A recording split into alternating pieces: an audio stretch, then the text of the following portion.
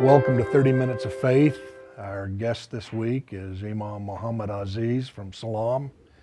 We're very pleased to have him with us. Welcome. It's my pleasure. Thank you for coming. Now, tell us where you were born and raised.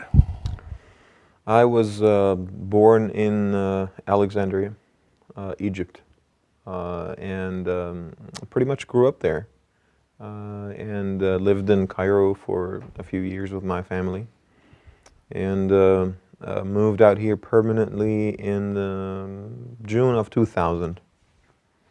Alexandria and Cairo both hold great historical significance in the world's history and all of those things. Were you aware of that growing up, or was it just the hometown? You were just busy going about your business? For Alexandria, I was very aware of that. The history is there, and you're taught that history at school. But it's interesting when people who live in Cairo, sometimes they grow old and die without visiting the pyramids, for example, which I find to be very ironic. But in Alexandria it's different because you have those monuments from the Roman times, from Greek times, and so forth. They're all around, so you can see them every day.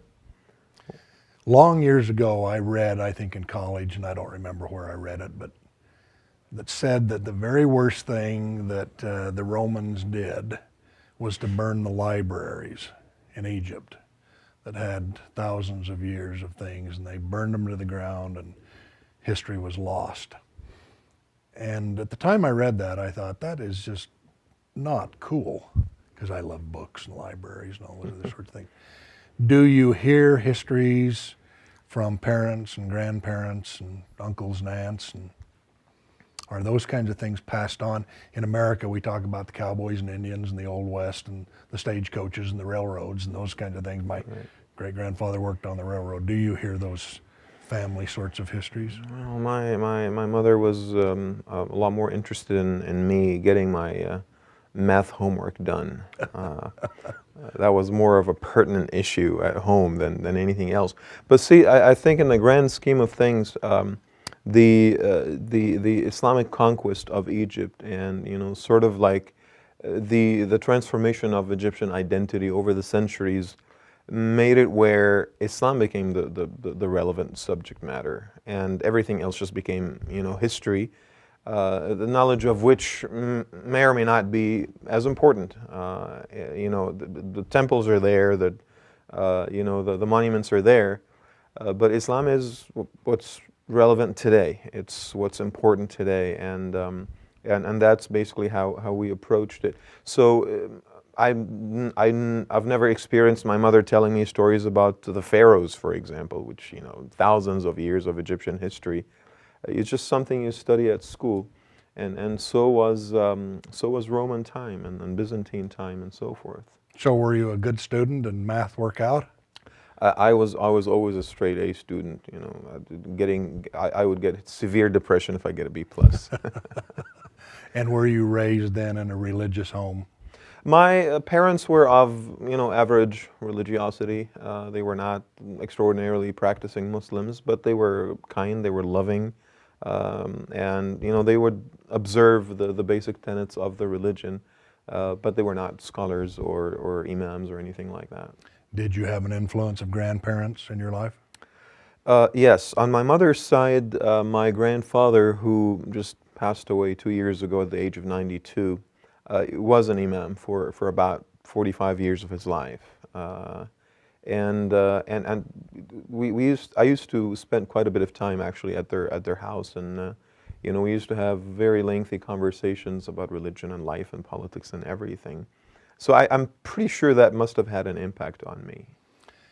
Did you want to become an imam when you were a little boy? Never even crossed my mind. No. No, never crossed my mind. I've always wanted to be a scholar in the humanities and the social sciences. I've always had a tremendous interest in politics ever since I was in middle school. I joined a political party in Egypt when I was a junior high school, which was not a very popular thing to do back then. I had to hide my membership card actually under the rug Wow. somewhere in the house so my mother doesn't see it. Otherwise, I would have been in profound trouble. So how did you come to be the Imam at Salam? It is customary for Muslim boys who attend Catholic schools to undergo a rigorous process of parallel Islamic education. The Catholic school system in Egypt is very powerful and extremely rigorous compared to the regular schooling system. So middle class and upper middle class families would send their kids to Catholic schools. Of course, it's a Catholic school, but 95% of the student population is actually Muslim because it's a Muslim country. And so my dad was, I guess, was worried that I might abandon the faith or something. So he sent me to a parallel school, a traditional school in which I studied Islam and studied the Quran, memorized it, and the prophetic traditions and Islamic law and Islamic history and jurisprudence and so forth. And honestly, I didn't necessarily appreciate that growing up. So you basically go to school from 8 to 3 every day. Then go home for a couple of hours, eat, finish your homework, and from 6 to 9, you go to that other school, which Wow. I had my own teacher. So that was not fun. And so I grew up with secular and Islamic and religious education, kind of hand in hand, parallel to each other. And when you come out of age and you look back at all that and just you develop a profound sense of appreciation to what your parents have done for you, and that shapes your life, and something that you resented back then, but you realize today it was meant to be, and it made me who I am today, and I'm absolutely proud of that. This isn't a really good parallel, but it's the best I can do. When I was a boy growing up, we had to get up at midnight and make watering turns on the irrigation canals. Cows had to be milked at 5 o'clock in the morning. They had to be milked. They couldn't go unmilked. Hay had to be, put up in the summertime, 3 crops. Da-da-da-da-da. There was just too much work for a kid. It was a hard time to find time to just have fun. I particularly hated getting up in the middle of the night to make watering turns. Even if it was a teenager, you'd go to bed 11 o'clock at night, you knew your dad or mother would wake you up at 2 o'clock and you had to drive out the field and make the watering turns. Mm-hmm. But they had to be done. The fields had to be watered, da-da-da-da-da. And the responsibility of just making certain that everything that applied to the family was working right, fell to you. And so you were learning all of that stuff at a point in time when you weren't liking it at all. But it certainly applied later in life. Absolutely, and it develops a sense of responsibility that you're not the center of the world. Well said. You are a gear in that big engine that is supposed to bring goodness to other people as well, not just you. And as a self-centered kid, you might not necessarily understand or appreciate that, but one day you do. And I try, with all the challenges of American society and the luxuries in which that we indulge, I try to teach those lessons to my kids. Having luck more frequently than other families, I think. But it's definitely something. I think my parents created for us an environment where we appreciated scholarship, we appreciated knowledge as a concept. Right? The pursuit of knowledge, learning, getting exposed, getting challenged in your ideas. And it's amazing, I'm 36. It's amazing that I look back at all that and I just see how the plan has been unfolding over these years to bring me to where I am today. I have liked personally that Muslim people do like to pursue education and knowledge and learning. Most of the friends and associates I have who are of the Muslim faith like to learn, and they want to know a lot about a lot of different things. And a lot of other people just say, well, whatever, Right. and away it goes. Now let's go back to how you became Imam at Salam. Can you teach us there how that came to be? Well, in Islamic tradition, you don't have to, there's no such thing as clergy, so you don't have to be ordained in a formal process. and therefore every mosque or every Islamic center is free to select an imam that is best fit for their purposes. You know, in Christianity, for example, you know, you have the hierarchical model where you have an established church and so forth, and they hire the pastors or the priests or whatever. And then you also have the charismatic pastor model who, you know, starts a ministry, and then, you know, his ministry basically revolves around him. When in Islam, especially Muslim communities in the Western world, you have Muslim professionals who live in a certain town, and they come together and they would like to start a mosque, you know, in which they would worship God and bring their families together and so forth. So they need some religious guidance. They need someone who's more well versed in the religion and its intricate matters. So they go on a lookout for someone who is qualified, and that person may or may not have received a formal Islamic education at reputable schools, you know, such as Al-Azhar University in Egypt or others. So they create a set of criteria, and they create an imam selection committee, and they start advertising the position, and basically they interview people. I remember when I was in Chicago, had just finished grad school, I get a call from a friend of mine who's in Sacramento, and he told me, you know, there's this great place, it's called Salam, and they're hiring and this and that. I was like, you know, you're completely out of your mind. I'm not interested in becoming an imam. You know, religious knowledge comes to me second nature, you know, leading the prayers, giving the sermon. I've always done that, but I've never thought that I would do that full time. He said, you know, trust me, they're a really different place, and they're very open.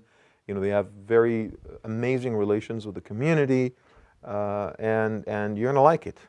So I thought, you know what, my in-laws live in Sacramento, and I thought, you know, I just go there. It's a, you know, give me free ticket to spend a week in California and visit family. See how things are going.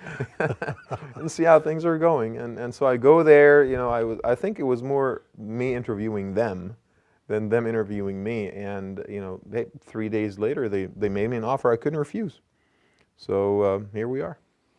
Well, I've been to hear you teach and preach and share, and one of the things that I really, really like is it's a very loving approach, and yet it's a firm approach. No one has to wonder what you believe and how strongly you feel or may not feel about a particular thing.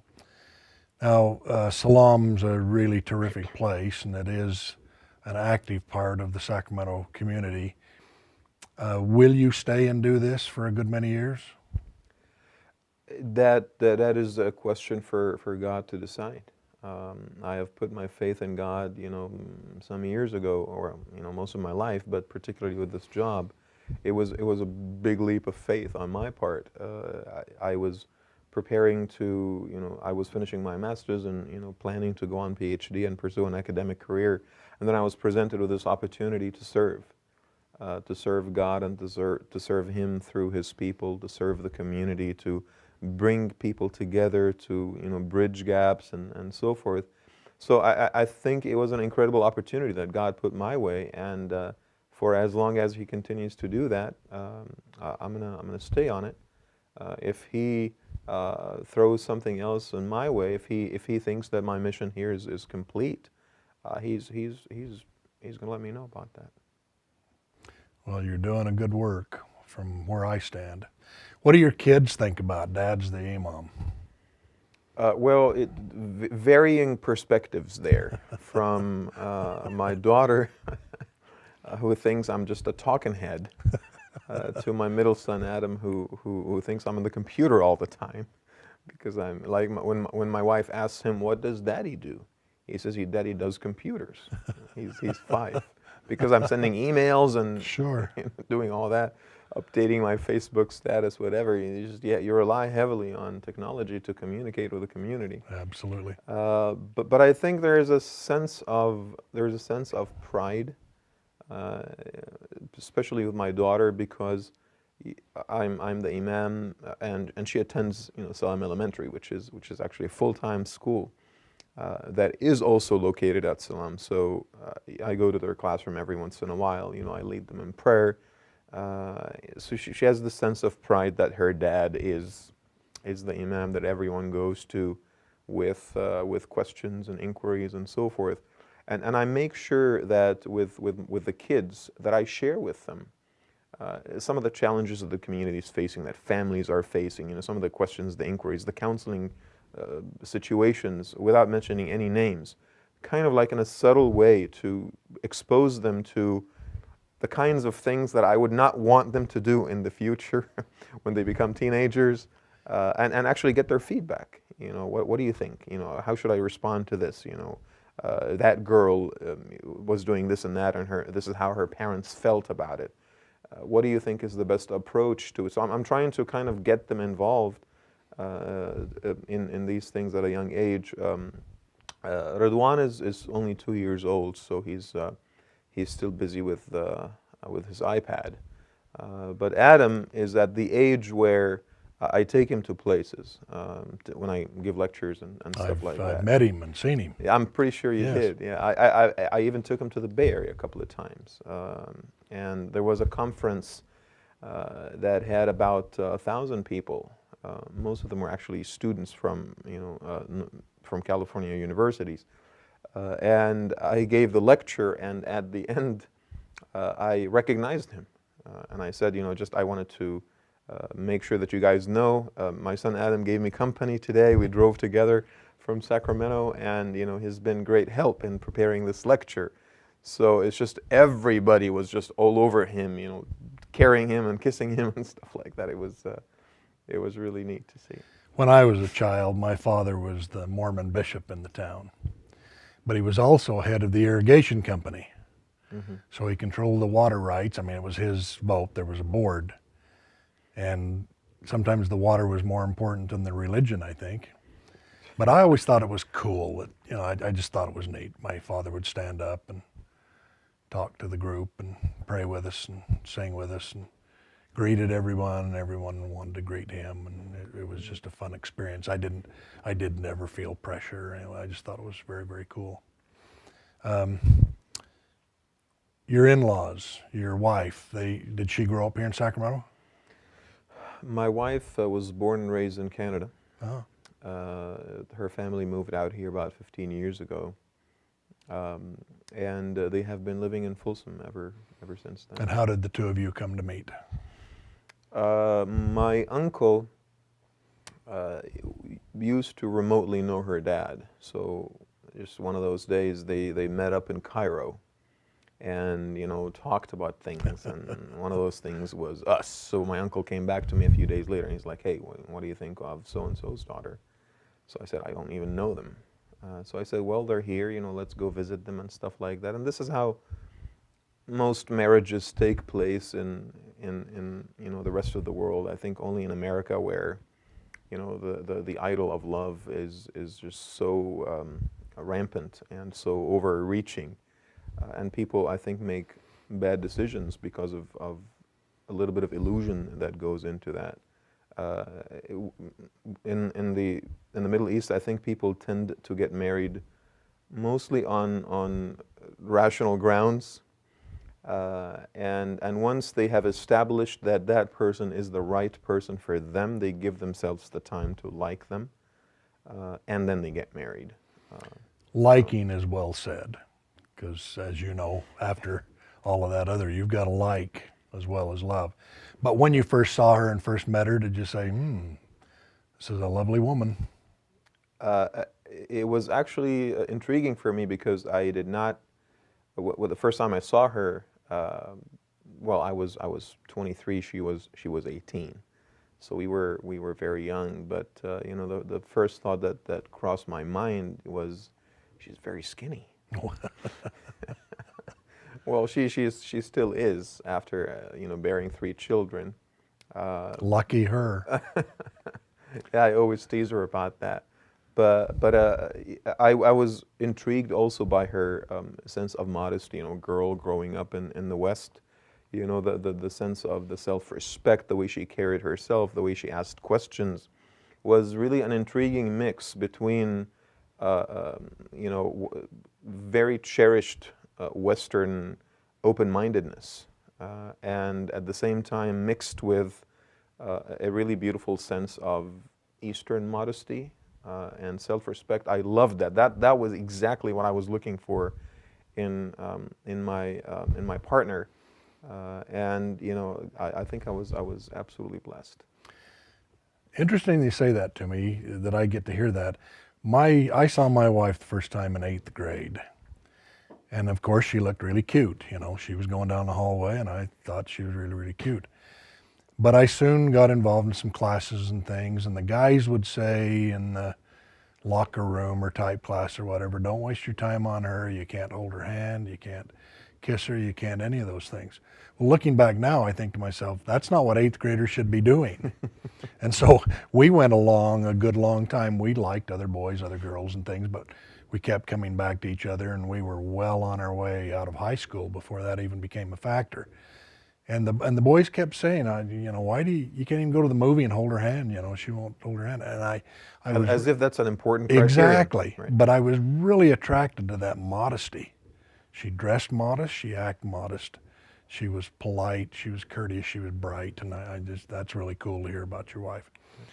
Now, tell us about misconceptions in Sacramento that people have about the Muslims. Let me first establish a couple of facts first. People in the West, I think in general, because for the most part, I think they have what they want. They have an abundance of life, so they can afford to go on without knowing about other people and other places and other cultures. That's very well said. And whereas people in other parts of the world where there is a relative sense of deprivation, I mean, even if you're wealthy, you're deprived of political freedoms, for example. Right. So there's always a sense of deprivation that everyone walks around with. I think they cannot afford ignorance.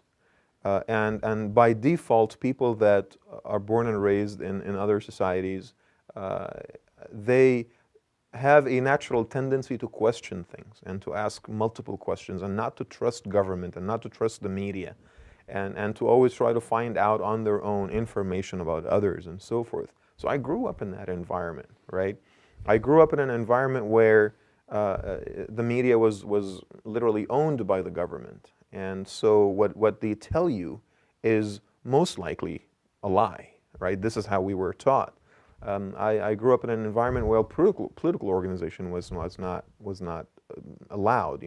Now today things have obviously changed. This past year was just an incredible development in the Middle East. But growing up in middle school and high school, I saw people around me. I saw people making clear distinction between, let's say, American foreign policy and the American people.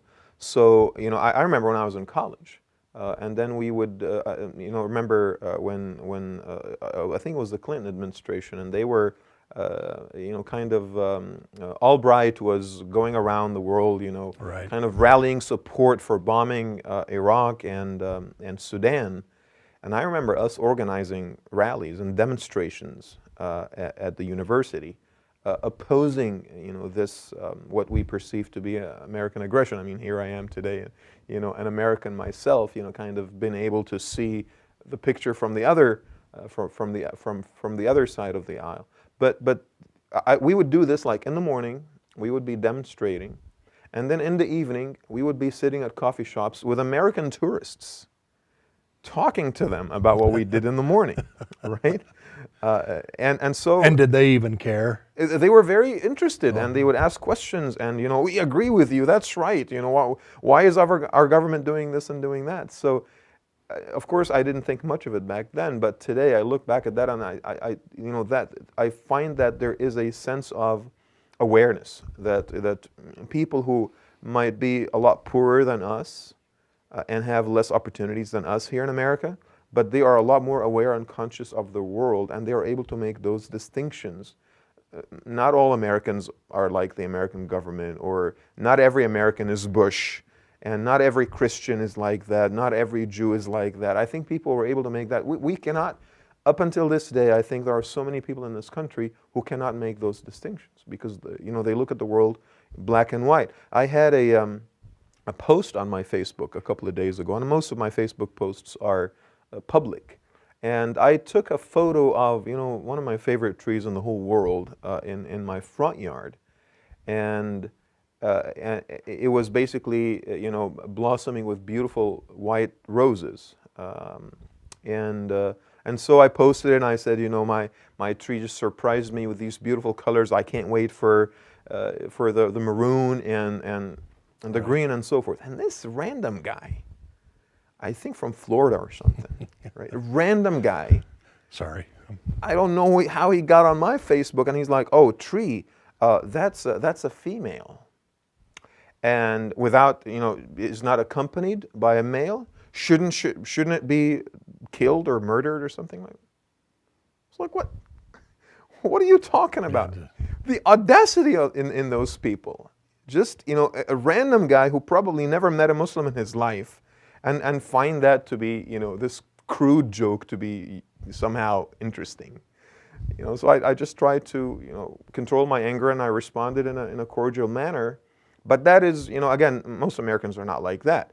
But there is that sense where people don't know anything about the other, and they're not doing anything about it, right?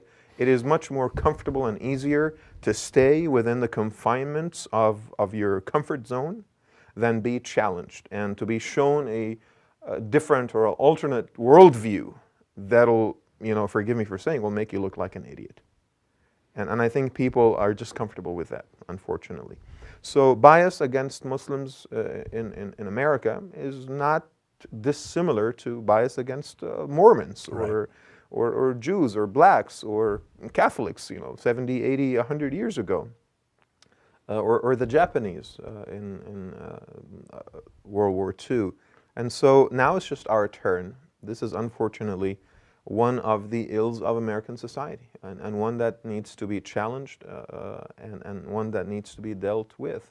And I think we're trying to do our part with that. Thank you very much. It's nice to have you here. Nice to visit with you. Enlightening. Appreciate you coming. It's my pleasure. Thank you.